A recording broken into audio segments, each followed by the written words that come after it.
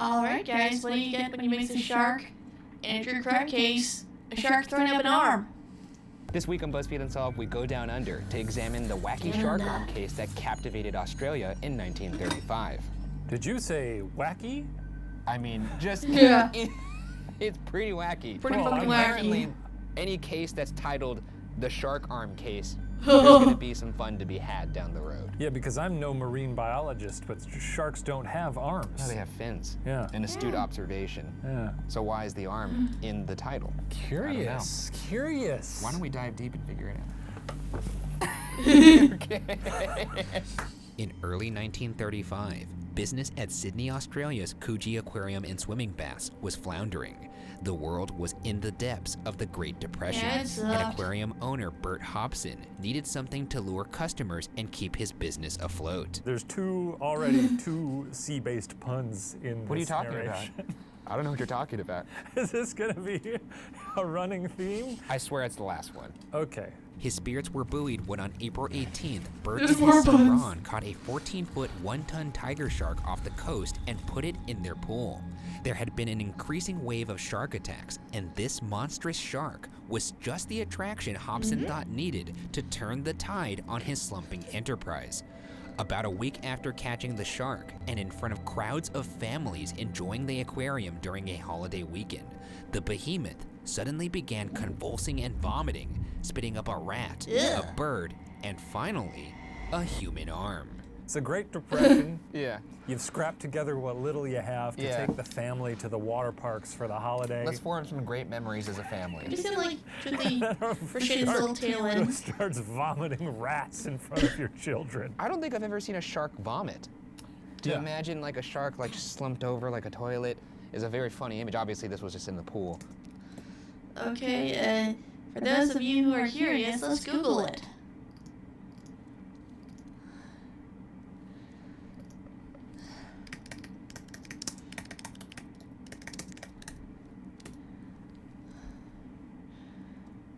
Okay, here's a Bengal shark.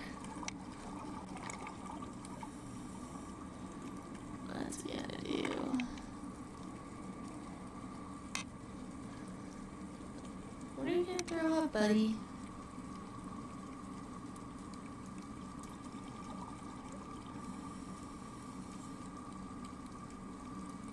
Oh, that's what looks like it throws up. And that looks like it might have been a rat. Don't know what the fuck that was. Now we know what it probably looked like. I also want to know if it like the velocity of the arm coming out. Did it shoot out into the crowd? Did it hit somebody in the face? Probably Or not. was it just like it dribbled out, like over its lips? We saw Or just how like, it came you know, out. like when you're eating and you like kind of do a half burp, but a little bit comes up. Oh yeah, yeah, yeah. Like a Chipotle burp. Yeah. His little arm came out. Yeah. Oh, too much salsa. Hobson called the police, who fished the arm out of the pool and found a large tattoo of two boxers fighting inside the forearm. The shark was killed and its stomach was searched for additional poor remains, sharky. but none were found. Boy, the last thing I would want after vomiting is to be killed. Yeah. Yeah, I mean, really just a bad week for that shark. The shark's just got it, like his last thought had to have been like, Why? using new fingerprinting technology, the police That's were cool. able to identify the arm's original operator as 45-year-old Jimmy Smith. A local paper, Truth, described Smith as, quote, a well-known suburban billiard saloon keeper, one-time promising lightweight boxer, and a man with seemingly not an enemy in the world, end quote. Seemingly is the operative word there. Yeah, I think Yeah. so. You don't get your arms cut off and fed to a shark if you're simpatico with all your pals. Yeah, I can't say there's a lot of good relationships in your life if No. this is something that's happening to you. In the early 1930s, Smith began working as a builder for one Reginald Holmes, a well-respected member of the community on the surface, but who hid undercurrents of criminal activity. In addition to operating a successful boat building business, Holmes conducted insurance scams and organized drug deals, using his speedboats to collect drugs from ships. After the first building job, Smith plunged into more work for Holmes and became netted embedded in his various illicit Uh-oh. schemes. On Holmes's orders, Smith would scam builders out of their Yikes. supplies, operate Holmes's speedboats, and was the caretaker of a pleasure boat called the Pathfinder. More on that later. I love this guy. Holmes? Holmes. Why? It's 1935. He's got a fleet of Okay, I do think speedboats? a fleet of speedboats Yeah, is something that that's a Bond kinda villain cool. would have, and I kind of appreciate that this guy is taking it to heart. That's kind of cool.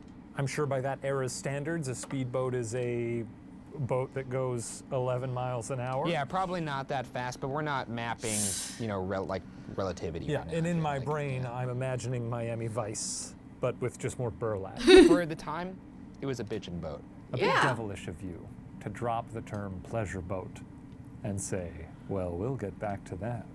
Yeah, that's it'll hook you in there, a cliffhanger. Because the mind reels. Tell your mind to settle down. It can't. Oh, there's no Yeah. settling this one down now. A pleasure boat, my word. Smith and Holmes also worked with an old chum of Smith's, Patrick Brady.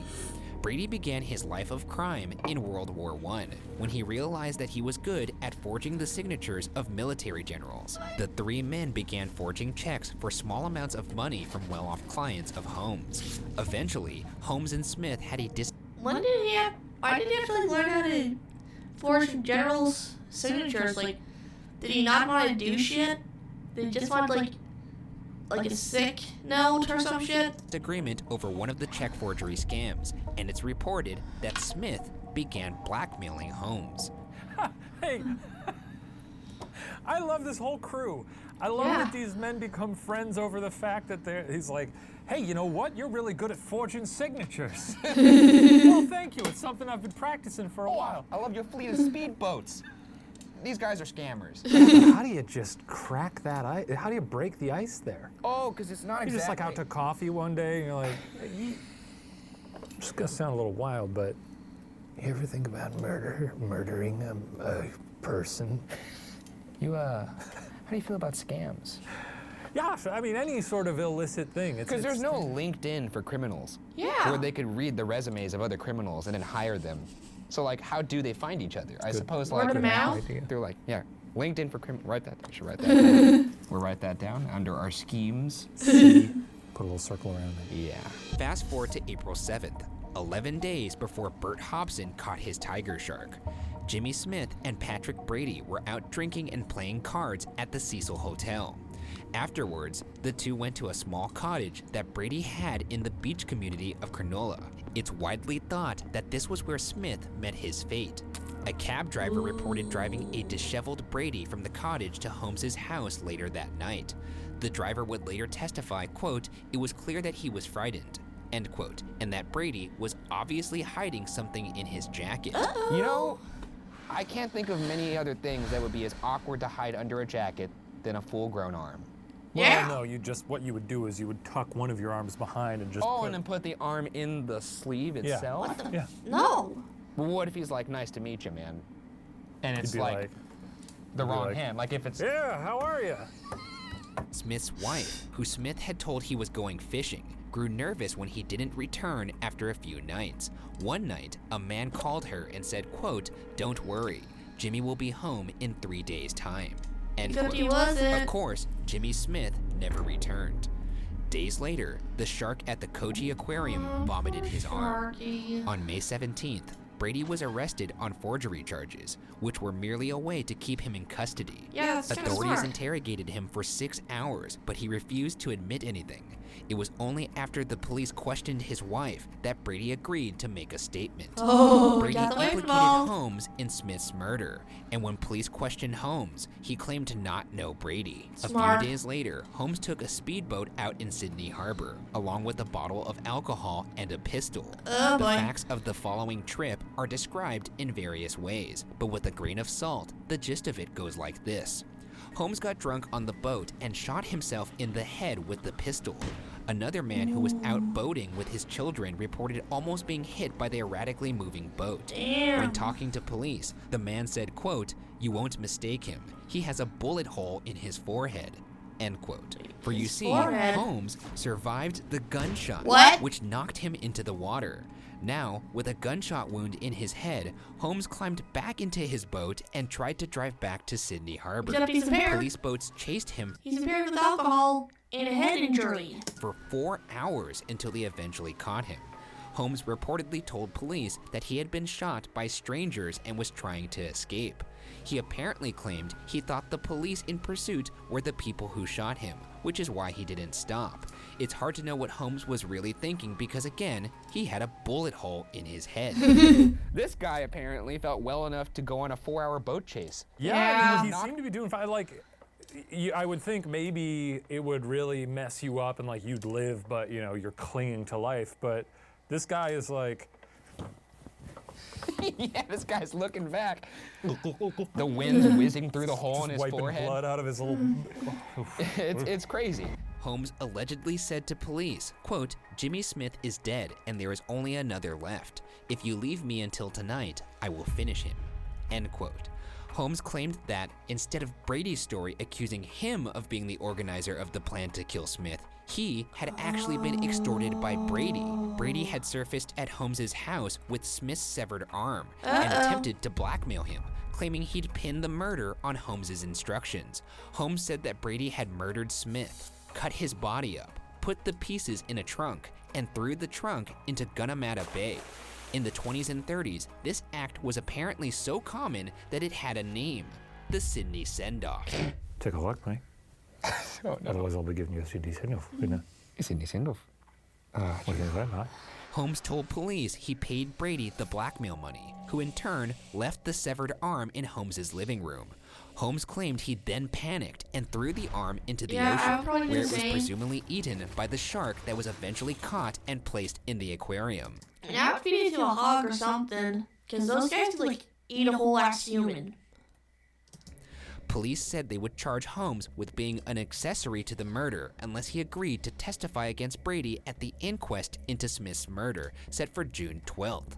Holmes agreed, and on the morning of June 12, Holmes was discovered in his car with 3 dead. bullets in his chest, this time dead. Yeah, One be thing to dead as gather door from this now. too is Brady definitely was the one who had the arm. Okay. However you want to talk your way around that one, that seems to be the fact. Whether he was doing it for someone else. Whether he was doing it on the orders of Holmes or he was doing it to then say, I'm going to blackmail Holmes, Yeah. is the question, I suppose. Brady's Yeah. trial still went on, but without Holmes to serve as witness, the case fell apart. Yeah. Brady's lawyer argued that according to a British statute from 1276, a body was necessary to conduct an inquest, and a limb could not be considered a body. The defense also argued Hence, when habeas corpus was invented. Why it was invented. that sharks typically digest food within 24 hours. Yet, in order for the prosecution's timeline to be correct, the arm would have had to been in the shark anywhere from 8 to 17 days. The defense also claimed it was possible someone had thrown the arm into the pool where the shark was kept at Coogee Aquarium, and that it was never in the shark at all. The prosecution What if the shark had, like, a stomach issue and it couldn't digest or something? came back with ichthyologists, fish scientists, who said the arm could have upset the shark's digestion and impeded its Yeah. function. They also brought forth I 14 mean, a rat, a bird, and a human arm are not normal parts of a shark's diet. I mean, I assume seabirds could be considered somewhat normal. witnesses who said they watched the shark vomit up the arm. Did you guys see the shark vomit up the arm? Yes. Your arm. They all just at once. After a day and a half, Brady was acquitted and released. A Sydney newspaper reported, quote, "Of course you are innocent, Mr. Brady, but please don't do it again, Mr. Brady," end quote. Just having a life. Just having a little life. Now, I've noticed your Australian character. Why does he tighten up like this? What's that? It's a choice I've made. No, do it again. All right. Quieter and quieter. Quieter and quieter until I can't even understand what you're saying. With that, it's time to look into some theories about what actually happened to Jimmy Diamond Smith. Fletcher boat. The first theory is that Holmes' story to police was correct, and that Brady murdered Smith and tried to extort Holmes. This is bolstered by the idea that Brady could have contracted Holmes' murder so he couldn't testify. However, at Brady's trial, Defense attorneys pointed out that Brady was only 5'4", making it unlikely he could have killed Smith alone. Of course, his small stature wouldn't have prevented Brady from using a gun, but because no body was ever found, it's impossible to know how Jimmy was actually killed. Well, but what do you think about that? That's a Because sticky Holmes said he was going to testify against Brady, saying that Brady had done the whole thing, and then the day of the trial, he gets killed. So that obviously does not look good for Brady. Yeah, it does not. So I don't think it's like good to gloss over that fact. That's a major hurdle I feel like you need to kind of confront. It's a very gutsy. Very gutsy. I mean, he still got off because of the arm wasn't attached to a body thing. Yeah, no, I know that, but very gutsy to make a move like that when obviously tends to point back at you. Yeah.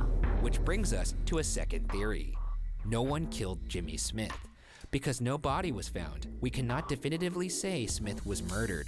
It's possible he didn't want to bow to the pressure of Holmes's criminal activities and wanted out, but didn't think he could do so safely.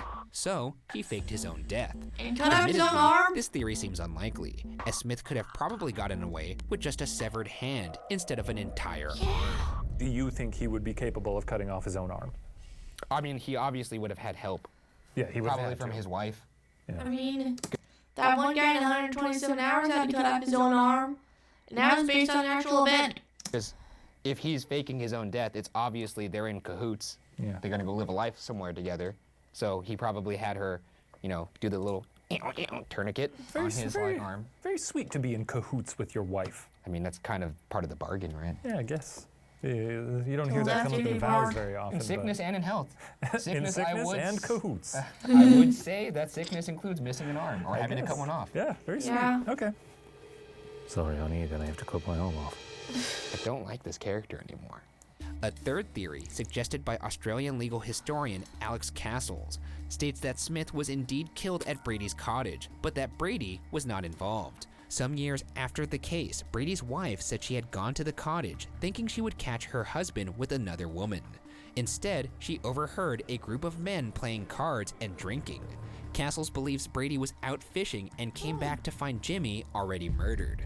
According to that's this a theory, situation. Brady never said anything about his former friend's murder out of fear of retribution. Yeah. Our final theory, the only one that I can see has a clear motivation, is that Holmes orchestrated Smith's murder. Yeah, he Remember was how something Smith was the somehow. caretaker of a yacht that Holmes owned, the Pathfinder? The pleasure boat? I forgot about the pleasure boat. The pleasure boat. It's Yeah. The pleasure boat. Yeah. Oh, that was good. Yeah. That's actually good that you set that up. And then I got so wrapped up in this crazy story that I forgot about this wonderful pleasure boat. And now I'm reminded why I'm glad you forgot, because you were way too excited about a pleasure Excited to boat. hear about the pleasure boat. Tell me about the pleasure boat. It turns out Holmes and his associates had purchased, insured, and destroyed the boat as What? part of an insurance scam. Holmes, however, never received his insurance money, no. as Smith had reportedly become a police informant, telling That's- authorities that's that the not yacht's good. destruction was suspicious. This, coupled with Smith's reported blackmailing of Holmes over their check forging scams, could have led Holmes to arrange with Brady to have Smith killed. Once Brady murdered Smith, he brought the arm to Holmes as proof. Holmes would have disposed of the arm in the ocean, where a particularly unlucky shark happened upon poor it. In this sharky. theory, Holmes actually did get away with one last insurance scam. Police suspected that Holmes had contracted hitmen to kill himself after buying a generous life insurance policy. His wife and children would get the money and not have to endure the sinking embarrassment of his various crimes surfacing. Holmes's wife reportedly knew what happened to Smith and was about to share this information when she died mysteriously in a fire in 1952. What? It should be noted that Brady didn't die until 1965. Do you think he got nervous when he read in the paper that a shark had vomited out an arm? Yeah, like Who wouldn't his be? wife came to him. Look at this hilarious headline. And he's like, A shark is vomiting. I gotta make some calls. Ah, that's real funny. Sweat just starts. Sweat just dripping down his Bert Hobson and his son Like that one fished a meme? tiger shark out of the ocean. They were trying to lure attention to their floundering aquarium. What they actually hooked was a mystery that would draw the attention of the entire country and end a local criminal's life. As for how Jimmy Smith's tattooed arm finally found its way into the shark, that remains unsolved. One thing to mine from all of this, or to fish from all of this, is that if it wasn't for that pesky little shark, Holmes would have got away with all of this. Friends murder each other all the time. You know, that happens. That's the way of the world. Yeah. It happens. You just gotta, you know, I gotta make some calls. just gotta watch what you say. Okay. Take a look. You won't be seeing much of him anytime soon. You still doing it? Yeah. The real victim was the shark, if you ask me. I'll see you on the next one.